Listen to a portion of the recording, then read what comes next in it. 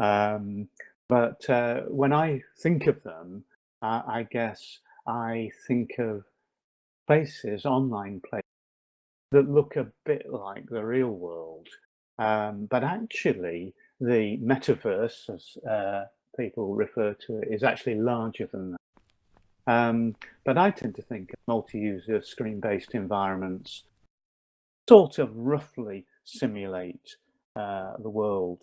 But actually, the world we know, but actually, theorists, academics, researchers have struggled over defining virtual worlds and virtuality for probably something like 20 years all told now.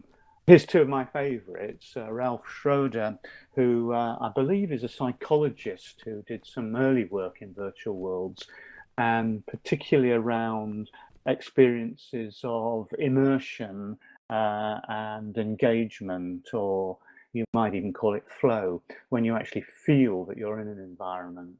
Anyway, he came up with the first definition, feeling of being present somewhere. And I think if you compare that with maybe a Skype call or a FaceTime conversation, at least my experience is actually never particularly feeling present any other place than where I'm giving the call from. Although obviously you can see somebody's environment. There is a sort of tangible sense here that we're environment here. I mean here in um, yeah.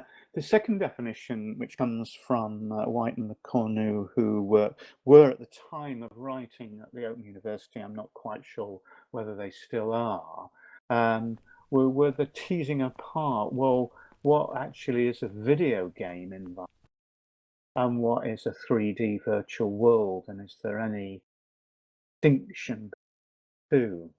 Well, of course, they came up with this idea that a virtual world has no prescribed structuring of activity, allows for varying degrees of creative freedom. That's all right as far as it goes, but of course, here we are in a virtual world in ours with some prescribed structuring of activity. It's not game-like, it's not gamed, but feel, a lot of the graphical feel. And then to confound White and LeCornu's definition, of course, people subsequently found that a lot of people going to game environments like World of Warcraft, and really what they were getting out with it, friends hanging, socializing, and then when people the sort of things that users got involved in environments like Second Life, creating games in there. So perhaps the idea of having a neat and tidy distinction. So I guess in the popular imagination, it's Second Life that becomes the kind of sense, the archetypal virtual world, isn't it? That it's three-dimensional, it's full of weirdness. People are given the license to play. Yeah, people are given the license to play, to mess around, to create their own environment, and of course to build.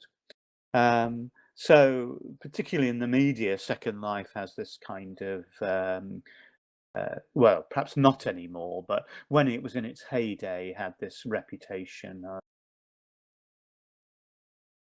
swapping genders, pimping their avatars, creating weird and wacky buildings and scenarios and so on and forth.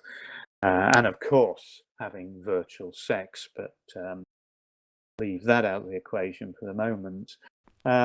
Actually, what seemed to happen, particularly in the virtual world environment with respect to education, was that was a bit of a kind of gold rush of HE institutions, particularly in the States, but also in the UK, across Europe as well, to colonise territory in Second Life and buy land and construct pretty impressive replicas of their actual university campus, complete with classrooms and lecture halls, most of which weren't inhabited for most of the time. So I recall Richard, I know, was in the audience when we used to take TELIC students to Second Life. We'd very often go to, I think it was Bowling Green campus, quite impressive American university, a pretty good replica, virtual replica of the real thing, and there'd be nobody around.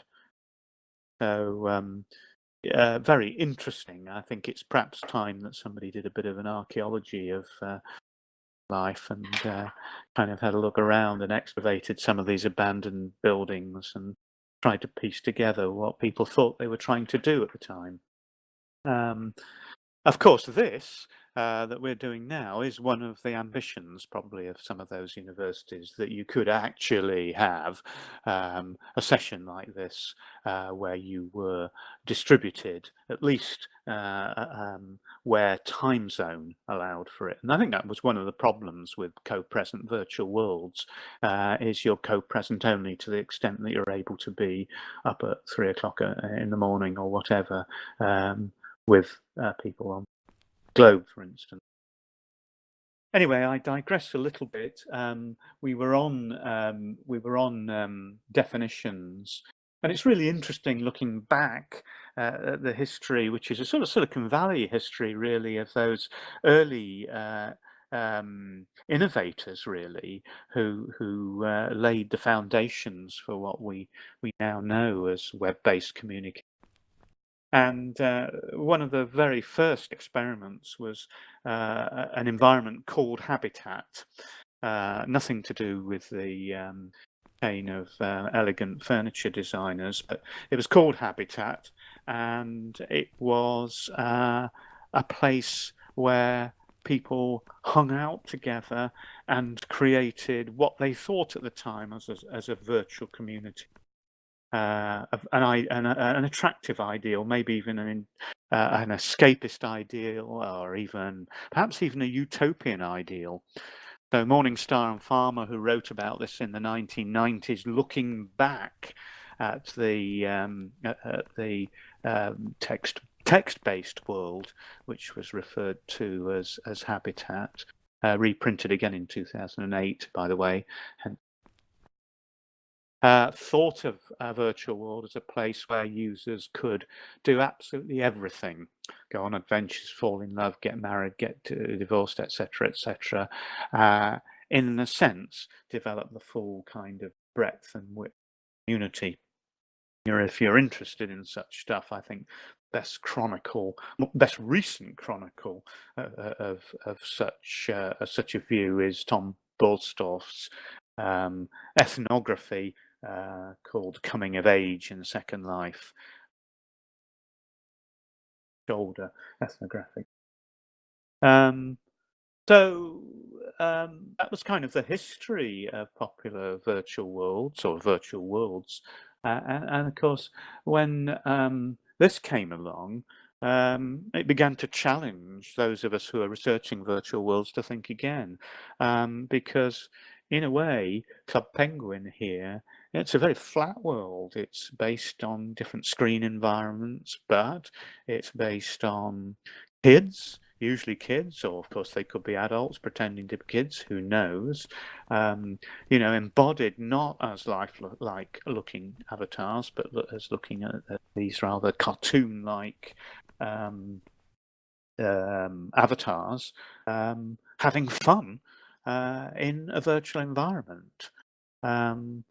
So Club Penguin, I suppose, offered a reduced version of a virtual world, game-like, with immense popular appeal for young children, lots of opportunities for learning. Look at the work of Jackie Marsh, who studied this in close detail, about all the kinds of learning that did happen as people fooled around, played around, messed about in Club Penguin. and the history of virtual worlds, particularly popular virtual worlds, well, is one in which many have followed and many have fallen.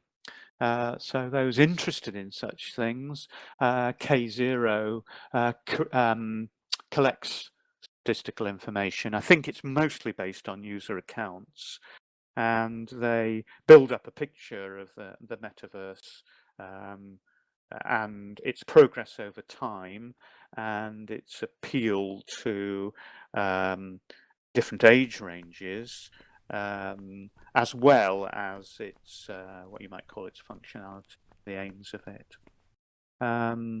And what they show is a picture that virtual worlds, along with video games, primarily social collaborative spaces, and they appeal to all age ranges.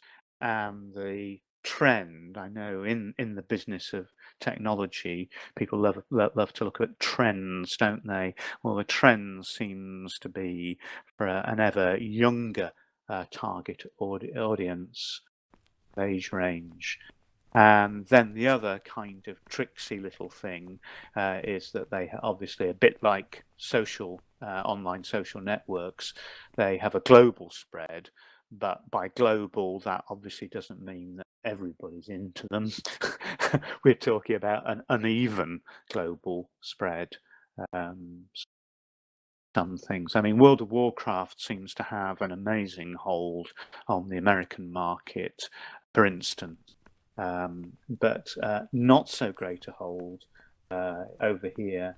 And so who knows? So for anybody interested in research on educational uses of virtual worlds with sort of a adolescent age range, youth is the handle in the States. Yasmin Fai has studied Yville over a number of years, her and Debbie Field and some other academics, and do sing the praises of virtual worlds as learning environments for school-age students. Made some slight quip about us always wanting to know what the trends are in studies of technology. Well, I think probably the trend is a trend of diversification. So I just picked out a few things that strike me as an observer of such matters. Well, of course, we're getting increasingly sophisticated, graphic-rich environments. World of Warcraft, I mentioned.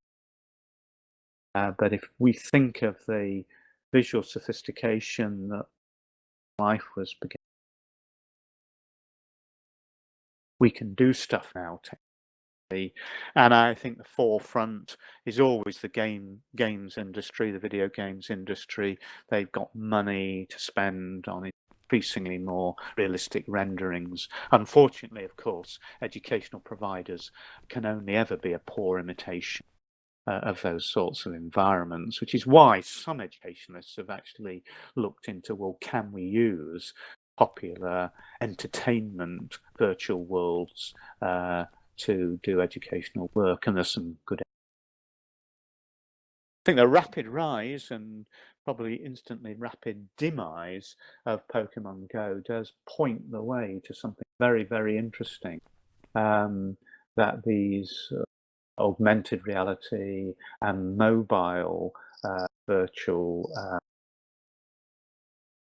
could really off. I don't think anybody's got there yet, but the kind of basic concept that lay behind, I've forgotten its predecessor's name, but that one and its development that became Pokemon Go is really, really interesting.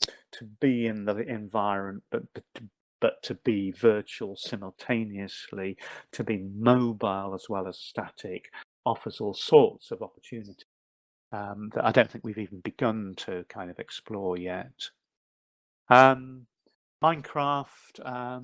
again, if you're interested in following up, Chris Bailey, a doctoral student I'm working with Bailey, Kathy Burnett, names there, is just completing his doctorate and has done a fascinating study on mind. Some of it already in chapters and journal articles. But Minecraft has such a hold on really younger users. It does cross across age ranges quite interestingly, with a very simple graphic. That kind of blocky design, part of its charm. So there's a whole development there on, well, I guess, really specializing on building.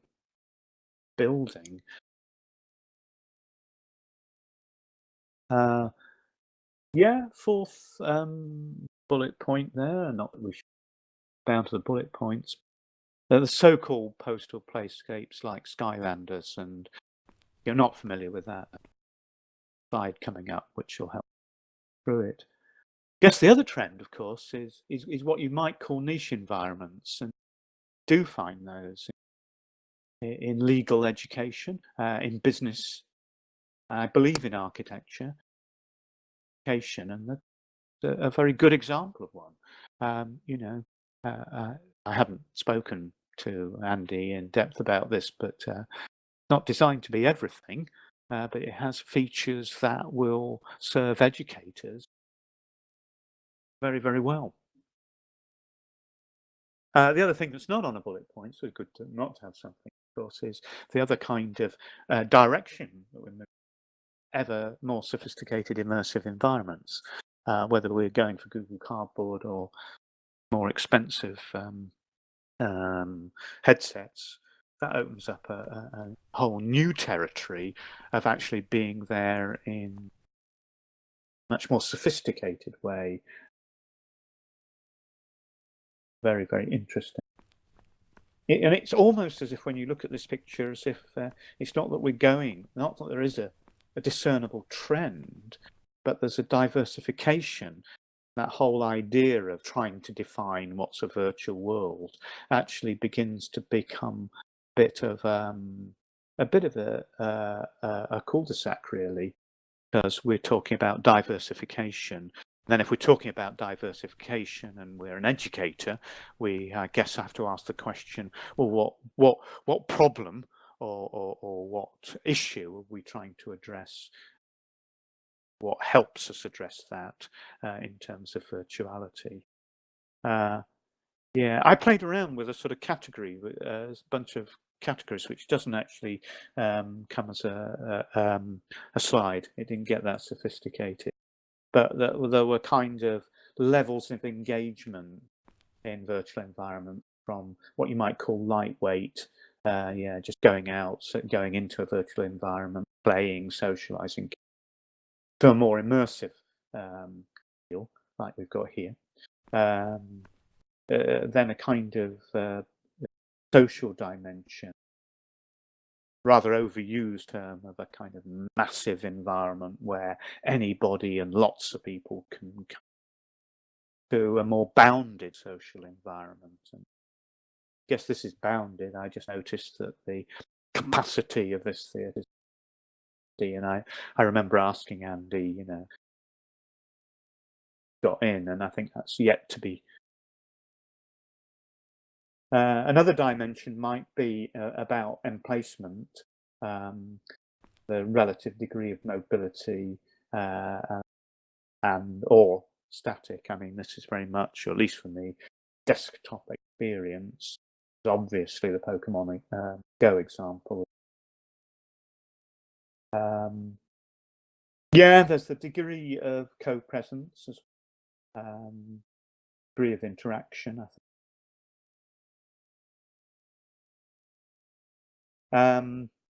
And I guess a whole idea of dimensionality. Where can you go? Obviously, in Second Life, spend ages. Chris, my doctoral student, tells me that there's somebody who's trekking across Minecraft. The virtual spaces are vast. Weird, isn't it?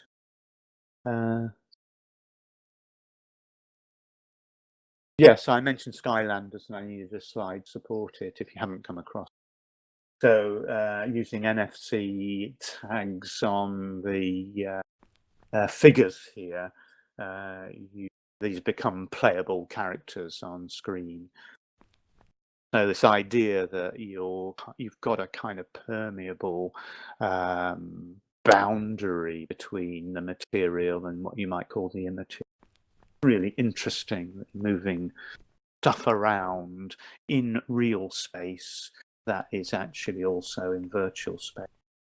So this kind of mixing or mingling of real world activity is fascinating.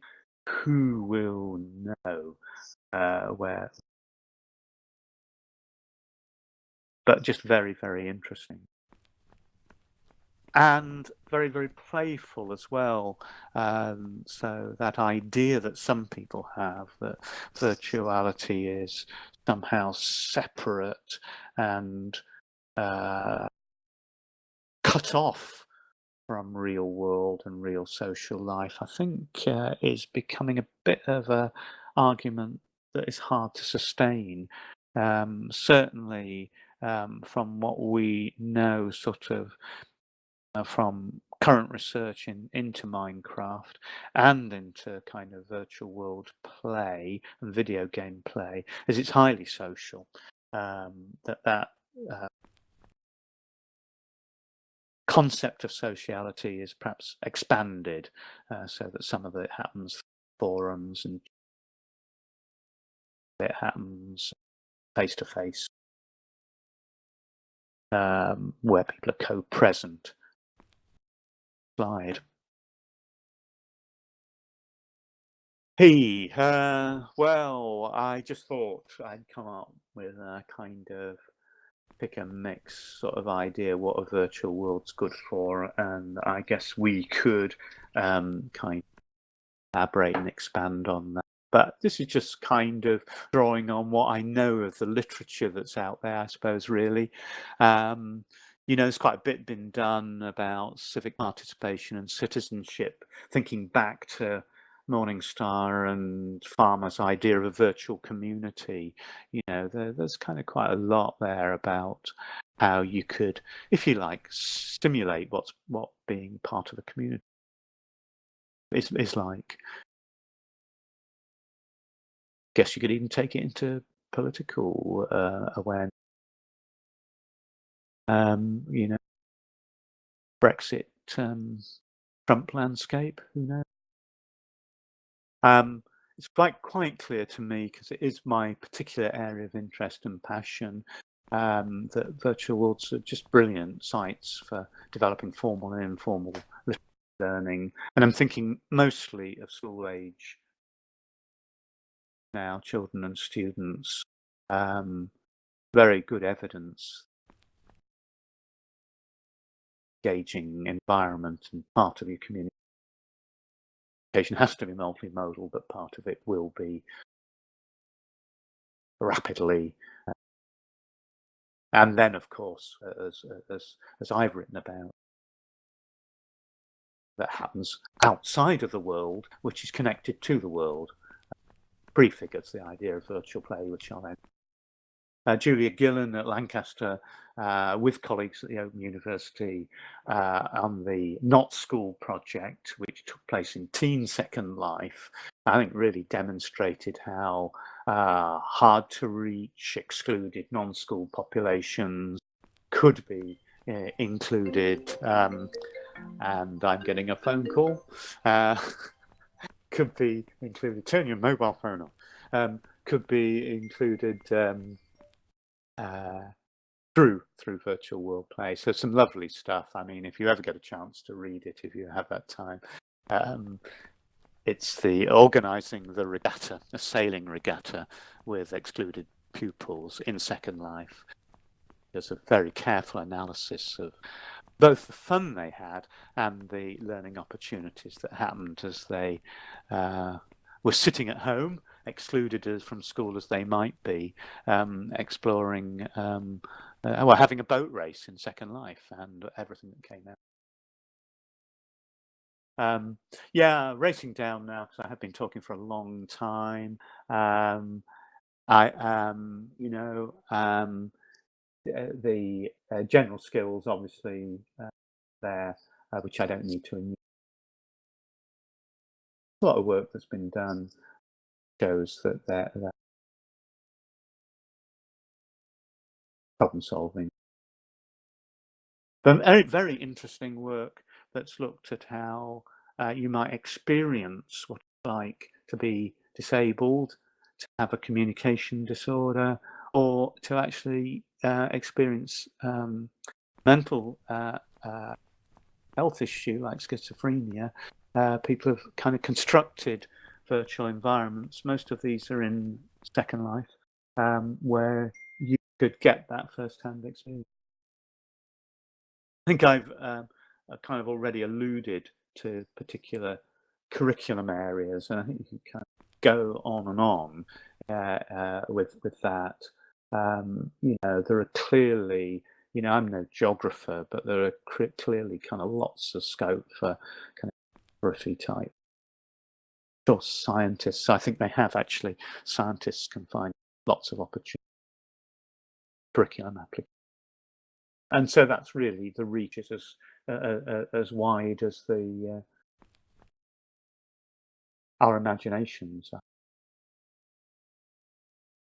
Yeah, so this is the work I've written about most, which is a virtual environment which we constructed using Active Worlds educational software.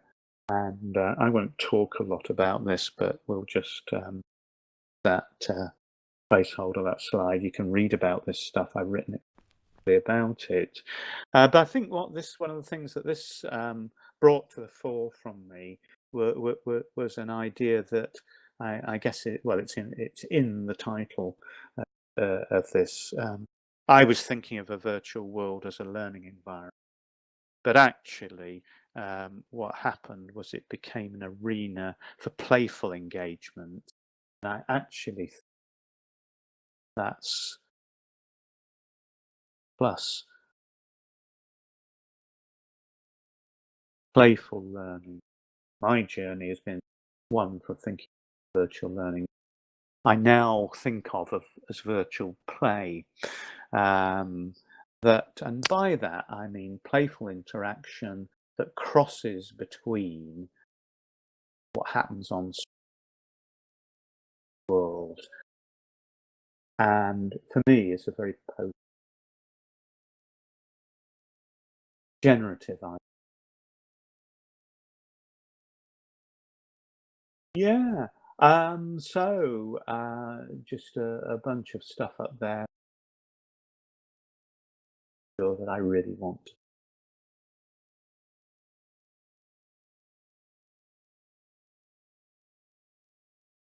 In the gallery.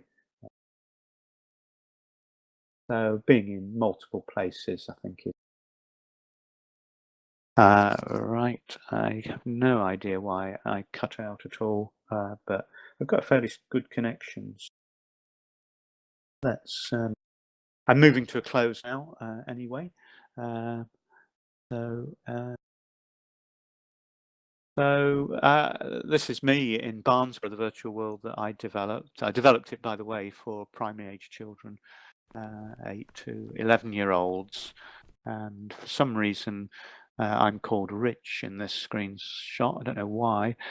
Standing on the roof of the town hall, which is one of my favourite abodes, or building next to the town hall, actually. Kids would come up into this virtual world through the manhole cover just to the right of those red telephone boxes. So they entered via the sewers, came up through the manhole, which was a sort of nod in the direction of the third man. But I always liked this. So I used to stand up there waiting for avatars to come streaming into the town square.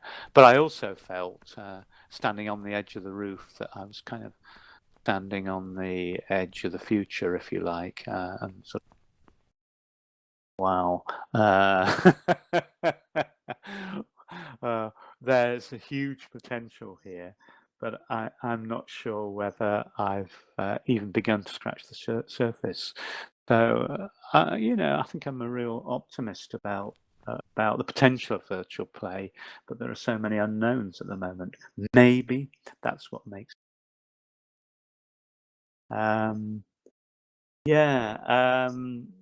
Yeah, just I just picked up a question on the text, and then I'll do a Q&A. But yeah, really, kids were thrilled to bits with it. Yeah, so we used the underground sewers, which is a dark and murky place where you could fall in a lot, as a sort of training ground, so they could get used to the navigating their avatars around. So they could fall in the sewage on multiple occasions, climb out through ladders, handily placed ladders, and when they'd got that, they worked their way up to a ladder that took them into the full environment of Barnsbury, which was huge. And they were supposed to do learning, but of course they played hide and seek. They thought they could find weapons on the ground because they got prior experience of video play, but of course they were just seeing shadows. They did quite a lot of avatar swapping. They wondered what it might be like to be boys and girls, and what it would be like to be in a girl's body and what it would be like to be in a boy. Lots of banter going on about, hey, over here, come over here, what's this, and kind of informal chat through text, through chat. It was very, very rich environment. So I'm going to stop for questions at this point. Maybe we might want to reflect on our experience of this medium today. How's it different face-to-face? How's it different from other virtual conferencing environments? What are its potential? Maybe what are its problems be? But or anything else. So that's just to kind of open the floor a little bit. Question thing. See how that goes. Thank you.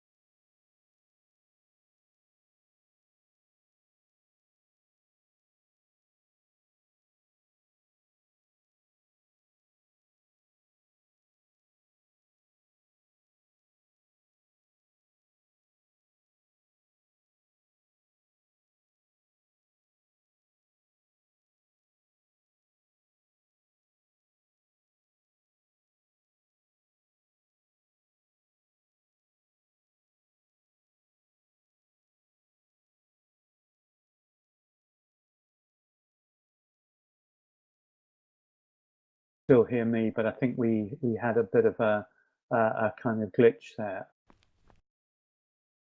We just try. Anybody else with a question?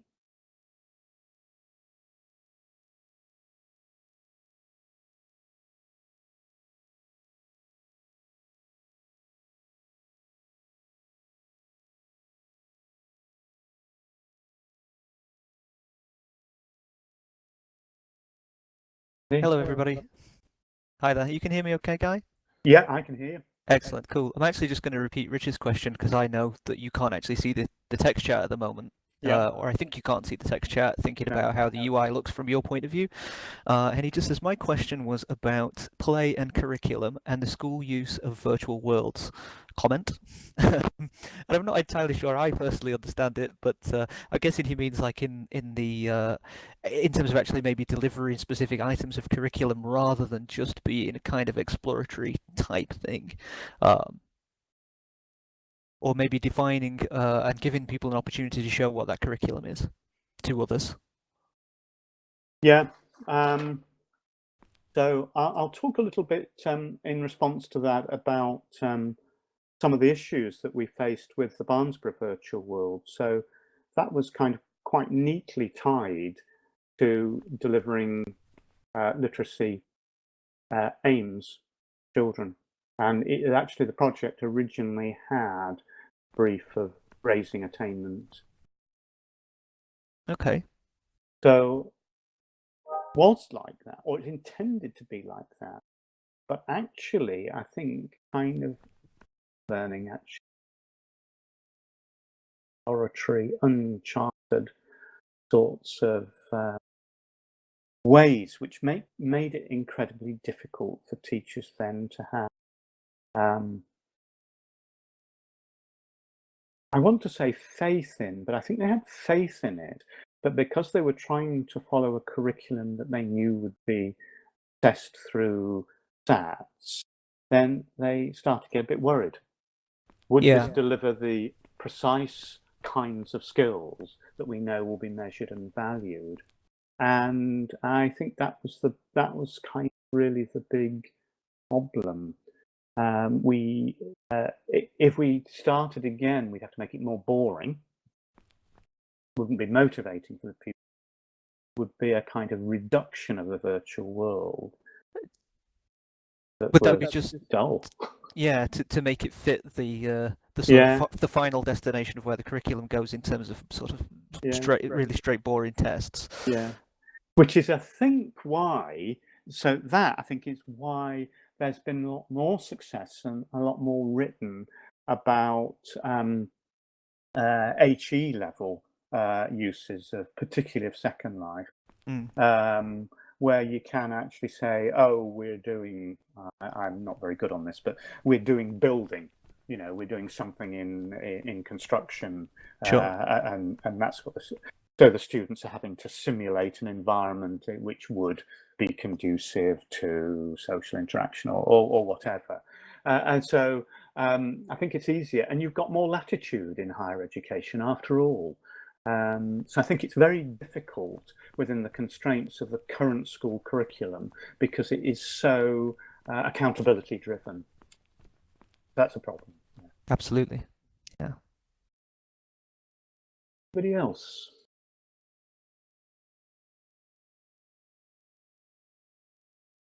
Suggest we then maybe go to the gallery. And the gallery.